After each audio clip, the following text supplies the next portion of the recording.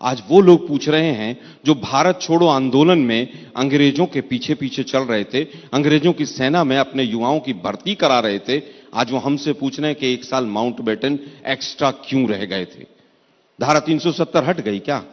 मैं देश के प्रधानमंत्री से पूछना चाहता हूं। धारा 370 में इससे पहले भी 36 बदलाव हुए। 2 प्रधानमंत्री हुआ करते थे, क्या वो नहीं बदले गए? सुप्रीम कोर्ट, हाई कोर्ट होता था, उसकी पावर्स नहीं थी, पंचायती राज नहीं था, कंकरेंट लिस्ट के बहुत सब्जेक्ट नहीं थे।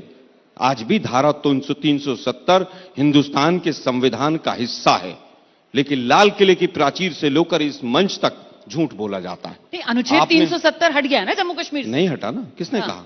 आप मुझे आर्टिकल पढ़ा? लेकिन जो रोड़ा था वो तो हट गया ना। कोई रोड़ा नहीं हटा। हाँ। आप उस ऑर्डिनेंस को पढ़िए। हाँ। लिखा है using the powers of article 370 we are making these 2 changes. पर दिक्कत यह कि मीडिया के साथ ही पढ़ते नहीं आजकल।